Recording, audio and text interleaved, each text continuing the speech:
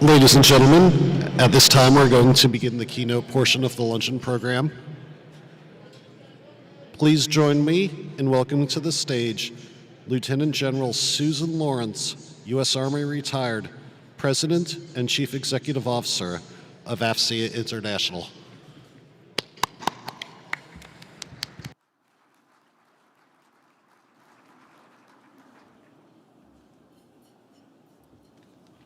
Thank you, and if you haven't finished your lunch, please go ahead and enjoy that great meal. Thank you to the facilities here.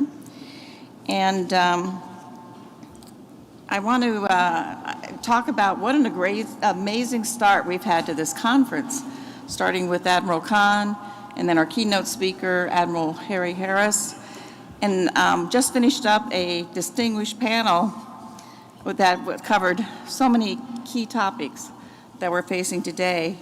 And the topic was, are our warfighting communities enough to meet the new warfighting challenges? So again, a great start to our conference. We're pleased to recognize GTIT as the sponsor of today's lunch. At this time, I would like to invite Michelle Engelhardt, the Defense Growth Vice President, to the stage to introduce the facilitator for this afternoon's discussion. Michelle?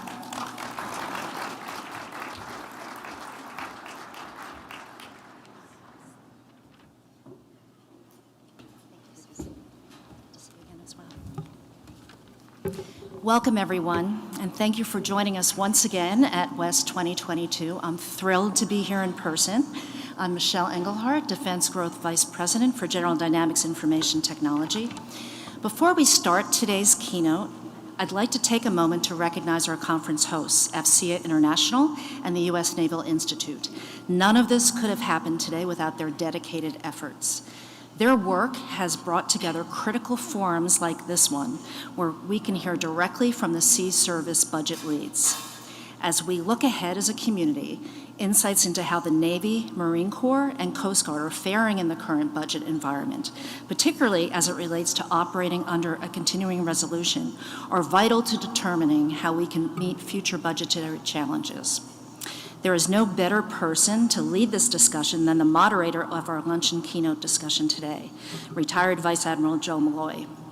Admiral Malloy is a distinguished graduate of the U.S. Naval Academy and has an MBA from the Harvard Graduate School of Business. Operationally, he is a career submariner. Ashore, he held assignments at OPNAV and on the Joint Staff with tours in plans, policy, programming, budget, and analysis. In his last assignment on active duty, Admiral Malloy spent 4 years as Deputy Chief of Naval Operations, Integration of Capabilities and Resources at N8. He participated in several past West conferences as a speaker in his capacity as the N8, and we are honored to have him back with us today.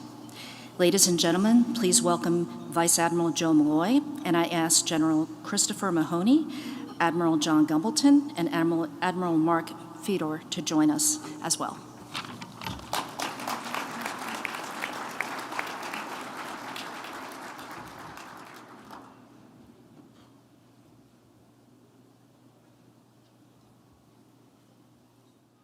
Thank you very much for that kind introduction. Should be a great day. Michelle, come on. Nice job. You're welcome. All right. All right. We can see we're joined by Chris and Gumby. How are you guys doing today? The budget battles continue, so I am honored to be here, and thank you very much for Afsc West, Admiral Daly, an old friend, GDIT for sponsoring this event. And I'm filling in, but I'm happy to be here, as I've got many times been out in Afsc West, and I found it to be an important organization to drive technology forward. And as our military has gotten more complex, the ability to have the technology at our fingertips has been really important. And we've all seen that in the last 2 years, is we're much more connected, and we have to keep going that. So this is, I really respect these three gentlemen. I've known some of them just a little while, others for a long time, because they're in the trenches of the battle, and they have to keep the wheels on the bus and take care of sailors, Coast Guards, and Marinesmen every day, no matter what's happening in DC or around the world, someone has to operate, someone has to be fed, someone has to buy a part, someone has to move something, and it all requires the resources to do it, and these three men do that. They're also agile. They can be here talking to us remote and dealing with right now, trying to balance that they combined sets of budgets here of over approaching $200 billion a year for the next 5 years. I'm not sure they can tell us a lot about it, but that's some big numbers when you have a fit up and you're talking about $1 trillion they now have to process in 8 days, make it stick together and be able to get to the Hill and defend it all. It's an amazing attribute to all of them. And I first want to say thank you to the service budget officers. So now, I hope they'll reveal a little bit, but they probably won't here. But I want to start with a question for each one of them. What are your priorities for FY22 and 23 and beyond, assuming there's a fit up? And what are your most important procurement programs? So I'll start with Chris as a senior man here. Hey, thanks, Admiral Lloyd. Good to see you. Don't thank us yet.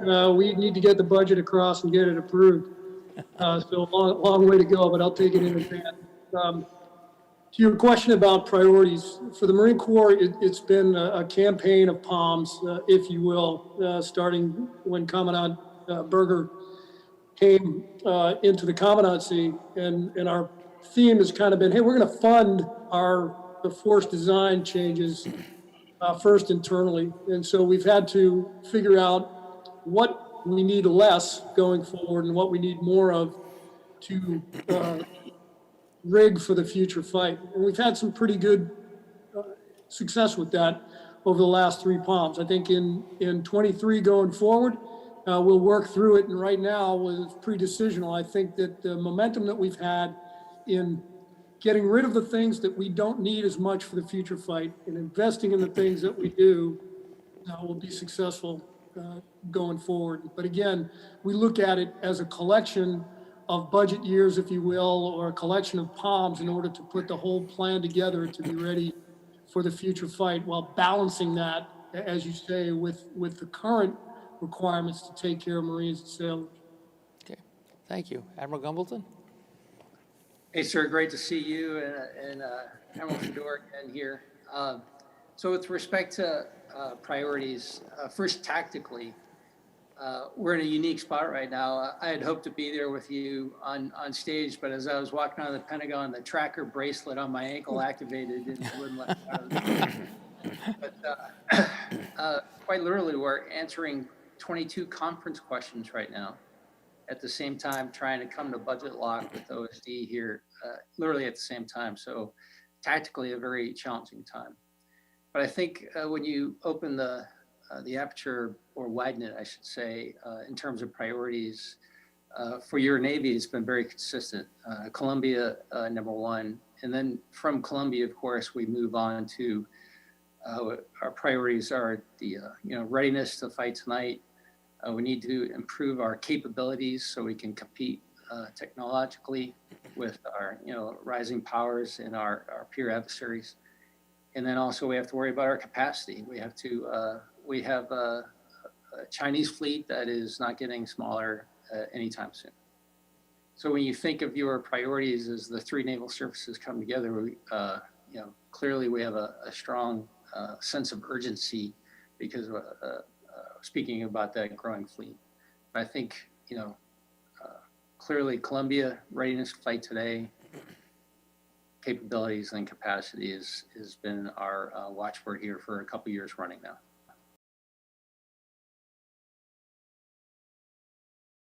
Here, I was able to egress out of DC for a few days, and my shipmates are back there fighting the budget battles.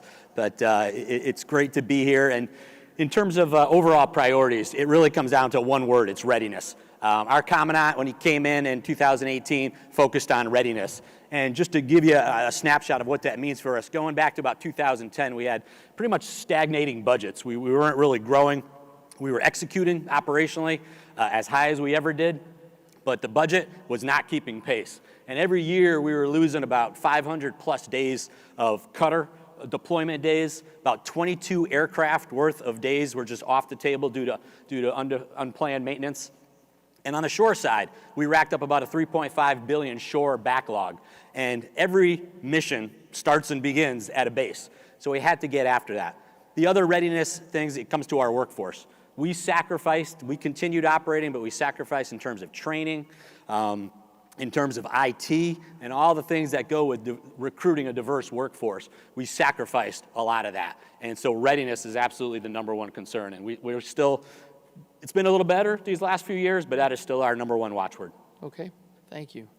Well, I remember specifically, and learning this from Pete down on DDRA and the Joint Staff, is proper funding allows smooth support of the combatant commanders and missions around the world, and the Navy has always been a tremendous supporting force, working with our brothers in green with the Marine Corps and with the Coast Guard. So I guess I want to start about Fedor. What can you tell us about the Coast Guard augmenting the Navy fleet around the world right now, and what specifics of those supports are the most important, and how does the Commandant prioritize your Coast Guard missions? Yeah, that's a great question. Right now, the Coast Guard has 11 statutory missions, and there's lots of folks on the Hill that want to make sure we're doing each and every one of those to the level they think it should be. If you saw the Indo-PACOM strategy that came out in the fact sheet, it called out the Coast Guard pretty specifically to do more. And I always use the acronym with my folks. If you remember that Saturday Night Live skit with Will Ferrell, talks about more cowbell. Yeah. There's a whole lot of demand for more cowbell for the Coast Guard out there. And so we're trying to respond to that and balance how we do all of our domestic missions as well as deploy overseas. And we've been doing that for years. We're no stranger to the Pacific. We're no stranger to the Med in different areas. But now it's doing it in terms of working with our Navy and Marine Corps brethren. How do we stay interoperable? To do that, some of our higher end ships, the national security cutters, are very well equipped to do that. We're building an offshore patrol cutter, a fleet of 25 ships that will have similar capabilities. But where does that funding come from? You know, the Coast Guard sits within the Department of Homeland Security. There's a lot of political pressure there and polarization around DHS. So how do we work that Navy-type, Navy-owned funding with our brethren in the Navy? How does that come over? And sometimes working across those jurisdictions is akin to the DMZ up on the Hill. People don't want to mix budgets. But as we deal with these complex, I heard the term wicked problems earlier, we might have to start thinking differently about how we do that. Okay. But we're committed to the mission. Hey, thanks a lot. General Mahoney, so what highlight can you pass on us about changes in operations with the Navy, especially as you're entering your third cycle with Commodore Berger's changes in the Marine Corps and being able to adjust to do less in some areas and more?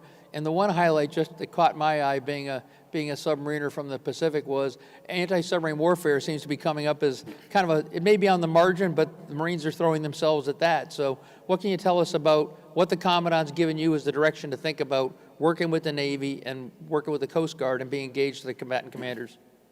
Hey, thanks. And I think the Commandant has been pretty clear about returning to the naval roots as the way, one of the mechanisms to get us prepared for the future fight.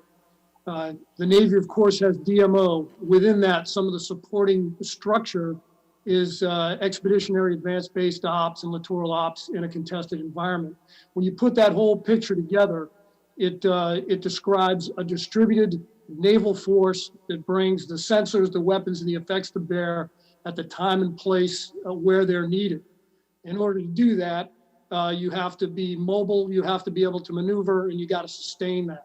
So as we build things within force design, like the Marine Littoral Regiment, as we bolster things like the Marine Expeditionary Units, we have concomitant requirements for that mobility, for that maneuver, and for sustainment, which goes back to amphibious shipping.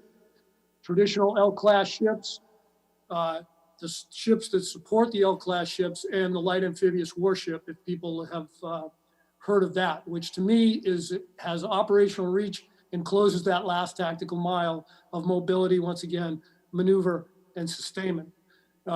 We get very nervous when we see budgetary constraints that force the Navy into decisions with the SCN account that brings those amphibious ships down or moves, bringing new hull types like the Law into the FIDA.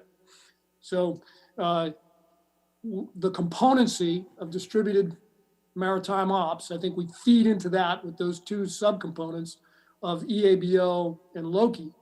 And then there are enablers and things that we require to be supported by resources from another Title X service chief in order to be able to bring that to fruition.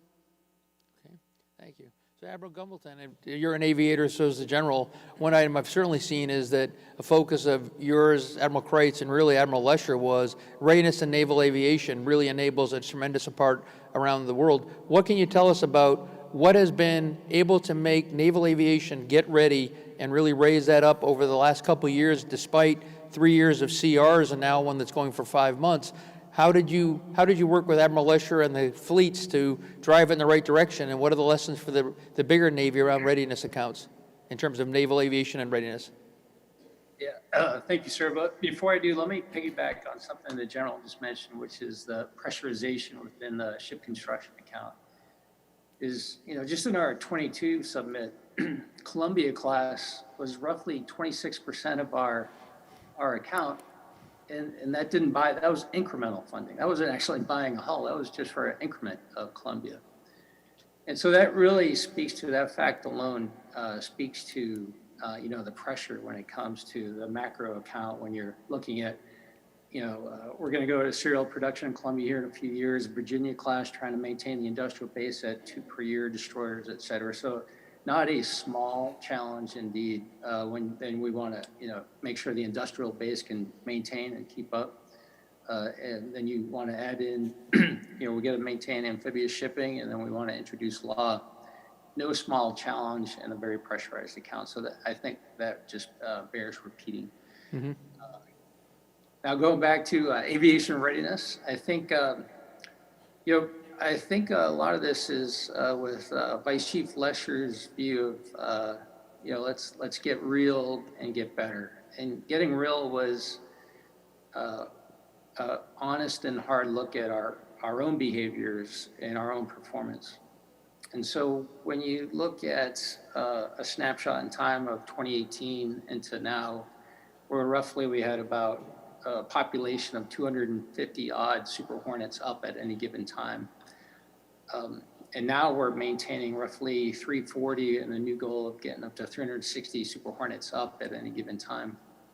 That wasn't because we took a dump truck of cash and dumped it onto our friends in naval aviation. Half of that was process change, looking at how are we doing our depot level and intermediate level maintenance, and updating those maintenance decks, et cetera, and where can we squeeze in efficiency into those processes.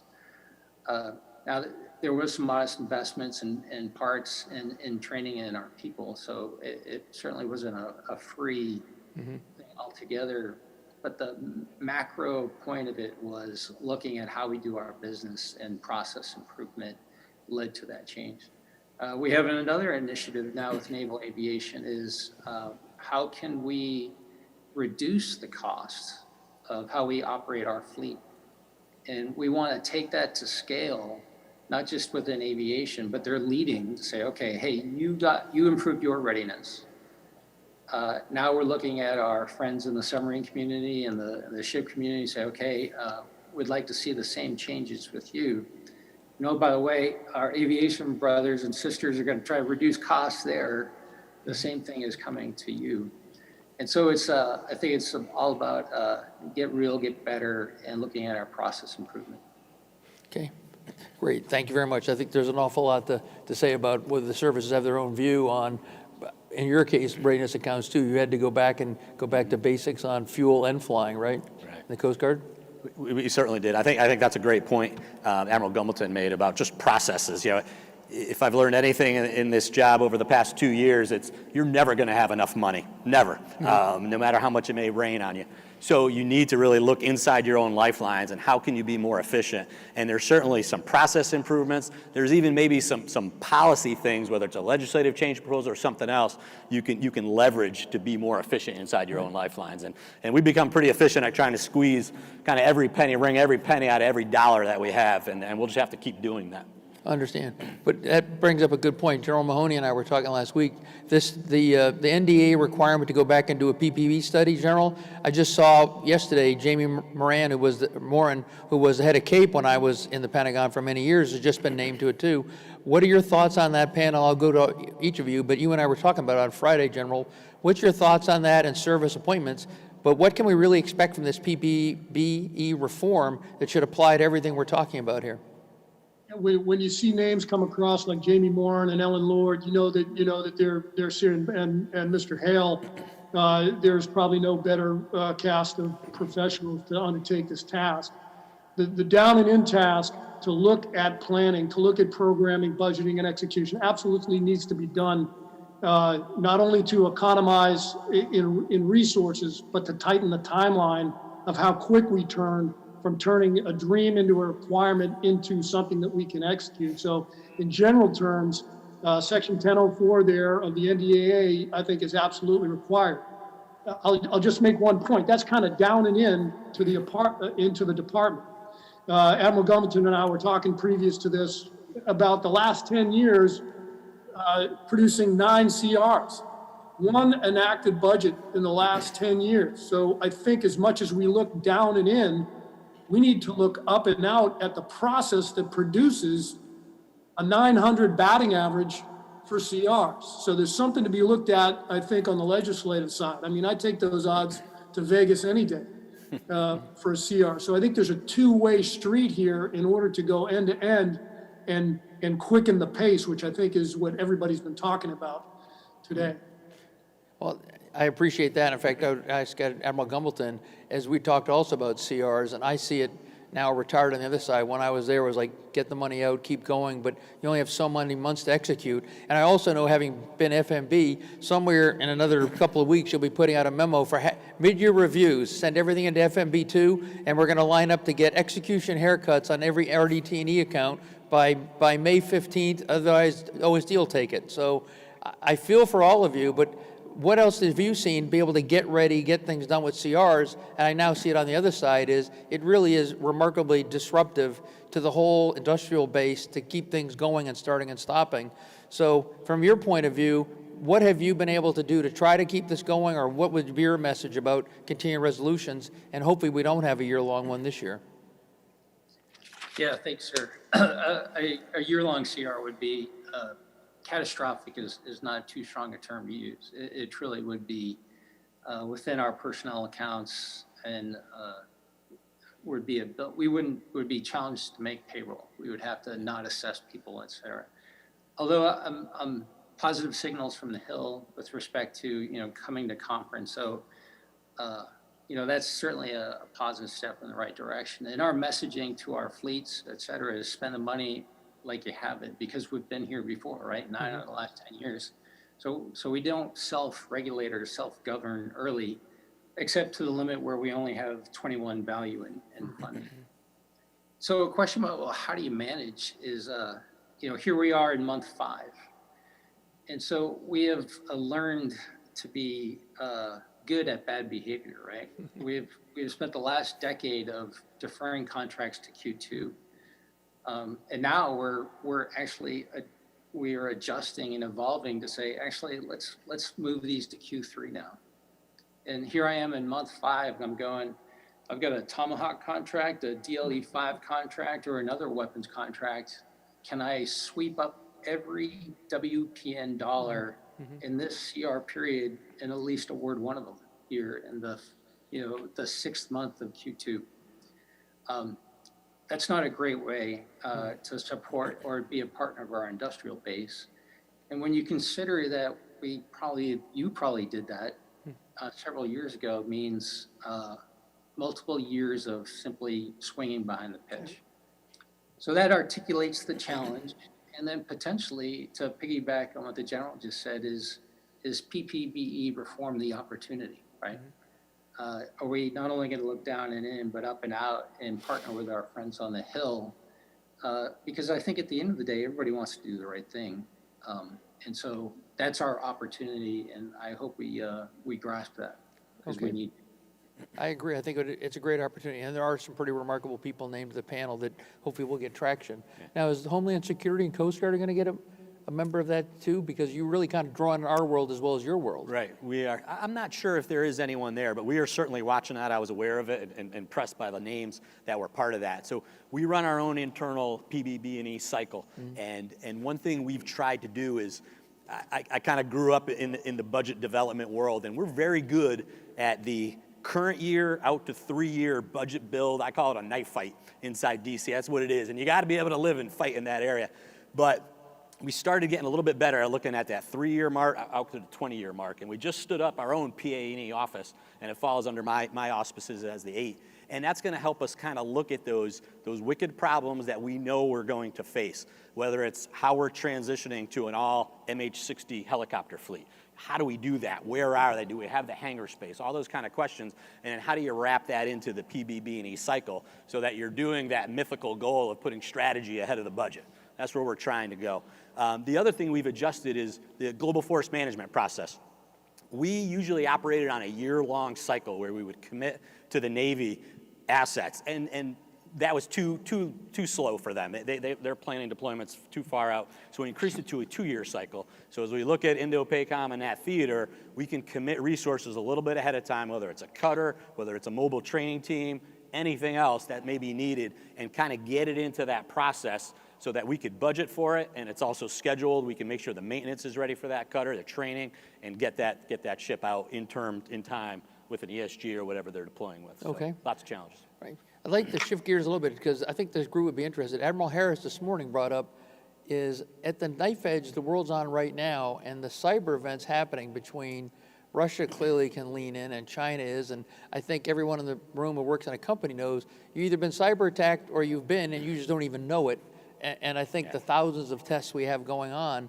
So from your viewpoint, and I'll start with General Mahoney, what investments are you guys making in cyber? How are you doing those operations? How are you integrating in that's somewhat unique to the Marine Corps, but it's also part of a global force that has to be the cyber threats? How do we deal with authorities? And I was going to really cycle through because the Coast Guard brings some other Title 14 authorities.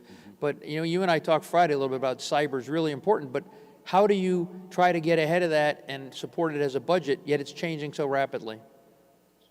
Yeah, I think Lieutenant General Glavy is going to be on your panel a little bit later, and he can get down to the Aegis. But I will tell you that as a portion of the planning of how we get after force design, network modernization and the cyber elements of network modernization figure very prominently in the amount of resource that goes toward that.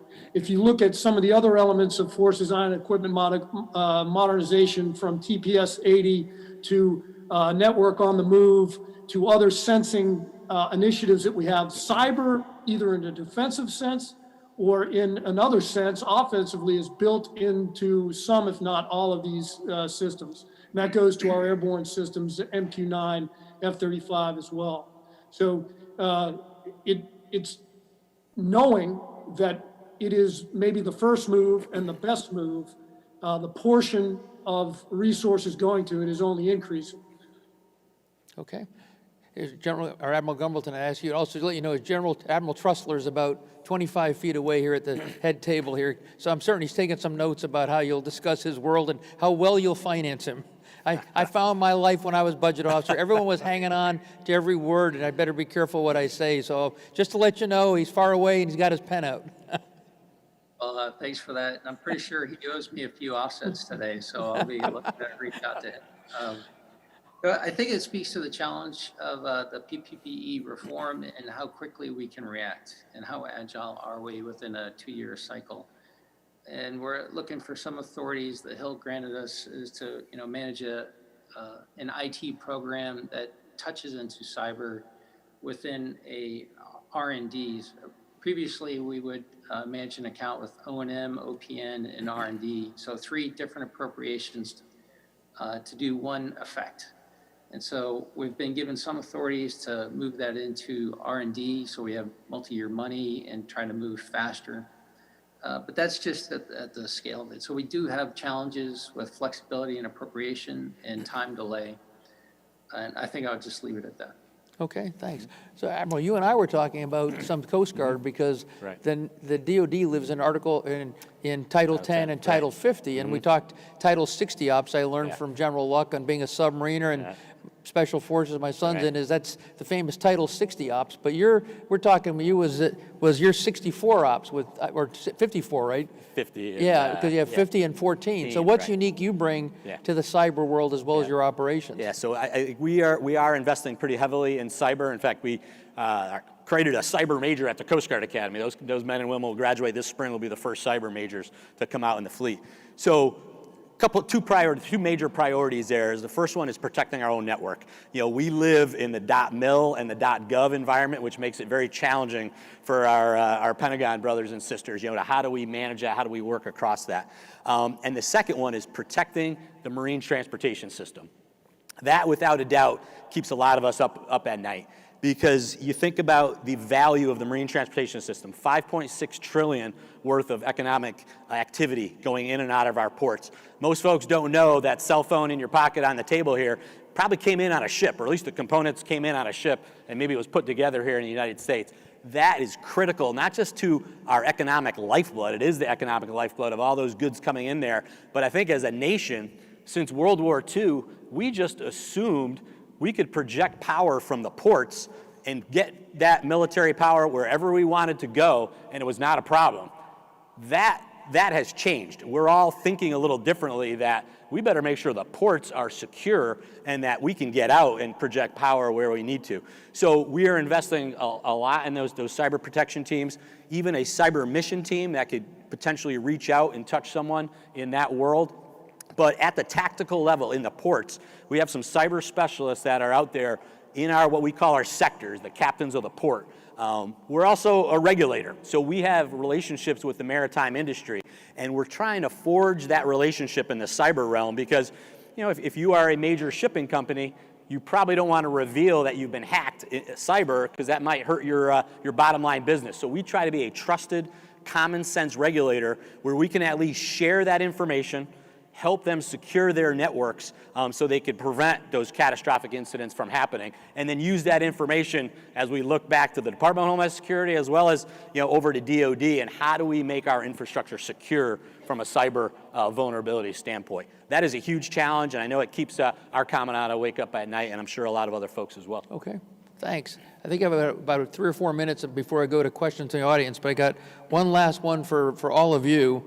And really, it's this tough top lines. Even if the passback comes with some extra money, as Pete and others talked about, there's never enough money. I mean, I've never, ever seen, no matter a plus-up ever happened, that it wasn't all spoken for and someone's losing a toy somewhere. And in fact, Admiral Khan opened with that this morning, talking about tough choices the Navy's making from his viewpoint. But really, talking to the general first, and I'll go around the room here, is what budget strategies have you brought so far to be able to balance 23, and what, even if you have a plus now, not everything you want's there, and as you support your service secretary and your service chief, are you looking at skimming programs, or are you making, the classic haircut, or are you actually looking at, thinning items or vertical cuts? And Admiral Khan talked about that today, but he didn't have any specifics, and maybe you can't have Admiral Gumbleton in your turn, but that's still important, is what is the strategy each one of you had as you tried to balance right now going into 23? And obviously I know all three are working 24 right now, because that's living the dream in the Pentagon.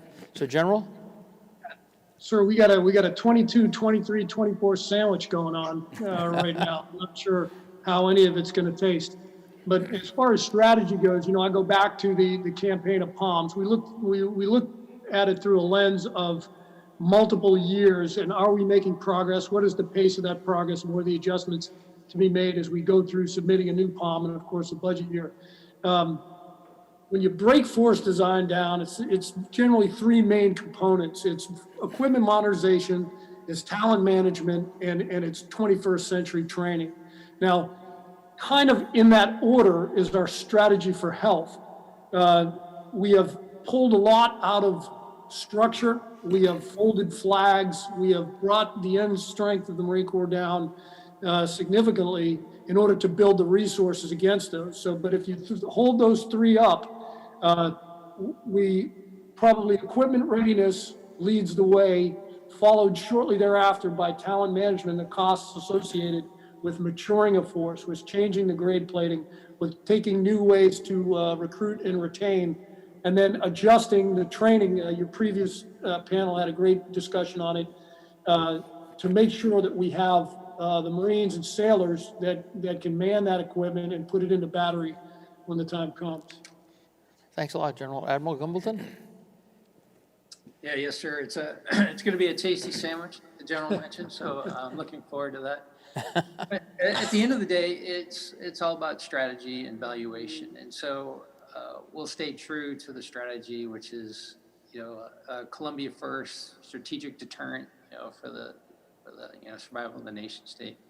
And then it's about, capability, ready to fight tonight, so the readiness piece, investing in those capabilities so we can keep up with our near peer or strategic rival, China. And so we have to invest in that. And then, our capacity. And so you have to have a ruthless view of the world. So if it doesn't meet one of those three objectives, then, you're not in a good place. And so whether it's going to be a vertical or a slice, if you don't support one of those three things, you're looking vertical. It would be my answer to that question. Okay, thanks. Admiral, how about the Coast Guard? Fully agree. The continuing resolutions are challenging. As we look back last 10 years, about 40% of the time, Coast Guard has operated under a continuing resolution. And a lot of that is just by virtue of being within DHS and just the challenges sometimes of getting those budgets across. But our number one watchword, again, relatively successful these last few years, but it's that readiness and to continue that upward trajectory. Our Commandant talks a lot about 3 to 5% growth over the next few years, and we have to sustain that to get out of this readiness hole that we found ourselves in, the things we talked about earlier. So priorities are really recapitalizing the fleet. Bringing those offshore patrol cutters on board. They're about 360 feet, pretty capable asset, very similar to a national security cutter. And then the polar security cutter. First time the nation has built a new icebreaker in over 40 years. That's a complicated asset to build, but we're committed to that. Program of record is 3 there. Transitioning our 60 to an all 60 fleet, committed there. I mentioned infrastructure. And then the last thing I think we've all said is, how do you, when we talk readiness too, it's about the workforce. Can't do anything without people. So how do you recruit and retain the best and the brightest out there to want to come in the Coast Guard, stay in the Coast Guard, and to keep executing our missions? So those are kind of the top priorities. Okay.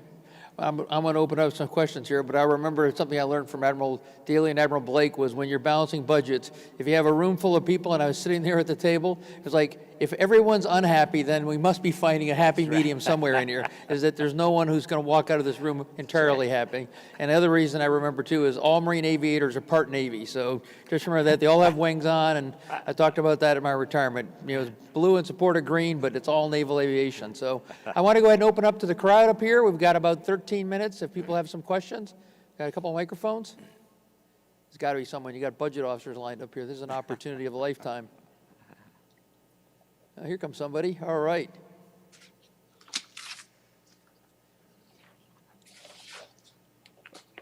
Afternoon, Admirals, General. Oh, my goodness. This Tate is Westbrook. Tate Westbrook. Oh, my God. With BAE Systems. Questions primarily for the Pentagon, but it certainly applies to DHS budget as well. Since I think we all acknowledge that a future fight with China is an inherent away game and therefore is a naval conflict. Curious to see if you are having any successes in convincing OSD and Congress to shift the balance of the budget slightly in the direction of the sea services. Great question. Admiral, you want to start, or the General? I'll just jump in with a comment. If you can read a map and read a newspaper, the military decisions in a higher end fight will be decided on, above, and below the ocean, influenced heavily from the littorals. So a 30-30-30-10 construct by tradition of budgeting simply doesn't square with that, what I consider a military reality. Now, is there a shifting? I think there is, not only from across the river and an understanding that we want it to be an away game, we don't want it to be a home game, and that away game will be led by the naval force and decided, the military decision, by a naval force. Okay, great. Admiral, you have anything to add on that, or? I would simply add that, that seems to be the question of the day, for a decade now and going forward. It's inherently a political question, both internal to the Pentagon and external to the Pentagon. So I think we're starting to see slight movement, but measured in in millions, maybe not billions. So that matters. So I would say we're moving glacially with that regard. Over. Okay, thanks. Can you hear me? Because I mean, the PRC has definitely moved their world into this lawfare, Coast Guard ships and all their hulls running around. Yeah. A bigger Navy for them is almost their Coast Guard. Right, it is. And I think so, as we look at top lines of the budget, our parent department will a lot of times kind of look at us, love the Coast Guard, but hey, for all those defense readiness missions that you do, can the Navy or DOD pay for that? And I have to kind of push back and say, hey, they have their own top line pressures. We need to figure out a way to make this work. But in terms of, we certainly need to be ready to fight tonight on that high end level. But I'd also say we need to compete with China where they are. And they're operating, if you look at that competition continuum across 180 degrees, they're operating everywhere, whether it's dubious legal claims to kind of expand their territory, using economic coercion, or checkbook diplomacy, kind of curry favor at the UN, or using their maritime militia and Coast Guard to intimidate their neighbors. They're doing all those things, and that's where the Coast Guard can add some value as we deploy, as 7th Fleet kind of looks at us and says, hey, I can put the Coast Guard out there to do some things, whether it's with Taiwan or any of the other island nations out there, and those folks can relate to us a little bit better when they worry about their sovereignty. Protecting fisheries, that's a huge source of protein out there. Whether it's enforcement, migration, dealing with any time of maritime emergency, that's where we can provide value so that maybe we can free up our Navy and Marine Corps brethren to kind of just keep focusing on that high-end fight, but we're focusing on that other part of the competition continuum as well. Okay, that's great. Anybody else here? We got a couple of microphones. It's got to be here. General, anyone else? Yes, sir. Okay. Brent Sadler from the Heritage Foundation. It's really for a question for the Pentagon. Great seeing the Coast Guard here, as always. Can you explain if you're seeing any unanticipated added cost with inflation, and how is that figuring into the drill that you're doing right now for the budget? Yeah, I'll take a stab at that. So absolutely, we are seeing inflation, and we're seeing that in terms of whether it's just in executing the funds we have in 22. We're seeing maintenance contracts come in much higher than planned, whether it's in our military construction accounts for building dry docks. We're seeing bids come in across the board higher than planned, and so that is undoubtedly happening. It's interesting to note, and I hope we have the 22 enacted, but will that actually make it into the 22 budget? So Congress has the pen. Are they accounting for inflation? I don't know. Mm-hmm. With respect to your 23 budget, that's all pre-decisional, so I won't opine there, but I think some thoughtful people in the administration are absolutely looking at inflation. Okay. All right. General, anything unique in inflation you're seeing in the Marine Corps? Not unique. The three classes of inflation, whether it's pay, whether it's fuel, whether it's, as the Admiral said, purchase or non-pay, non-fuel, the numbers just don't square with our budget accelerators. So will we get that sort of attention when the budget comes back? If not, you run into the classic lack of descending buying power as you go, even if your top line goes up.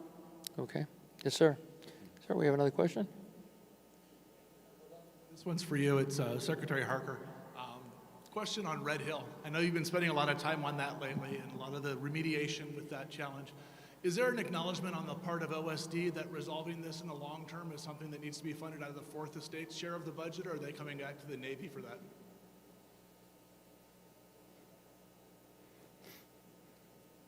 Well, Mr. Secretary, good to see. I don't see your face, but I can see a little bit of you anyway. Good to hear your voice. So I would bin Red Hill into three categories: taking care of families today, taking care of the state of Hawaii and the water and the aquifer, and then the third category, which is I think what you're touching on, which is what is the future of Red Hill?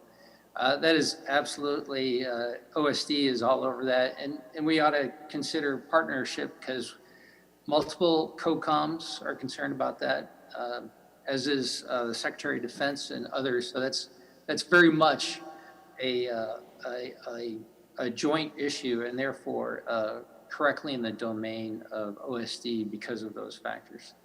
And whether it comes from Fourth Estate or the services remains to be seen. But we're absolutely engaged with Congress and engaged here in the building to making sure in the near term we take care of those families and we take care of the water issues there for the state of Hawaii. Thank you, Admiral. Appreciate that. Okay. Ladies and gentlemen, that was all the questions we have time for. Okay. Please welcome General Lawrence back to the stage.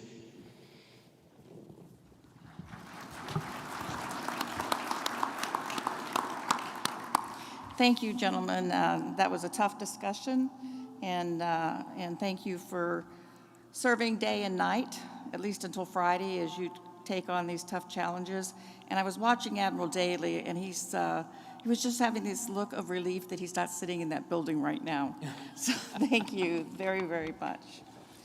On behalf of Afsc International and U.S. Naval Institute, we would like to present you with a token of our gratitude with the Naval Institute book, The Sailor Bookshelf by Admiral James Stervitas, and General Mahoney and Admiral Gumbleton. We will get the book to you in the D.C. area. So thank you much, and thank you again. Awesome. Thank you. Thank you very much. I appreciate that. That's wonderful. Good to see you again. Yes, ma'am. Great, thank you very much. Thank you. Great opportunity.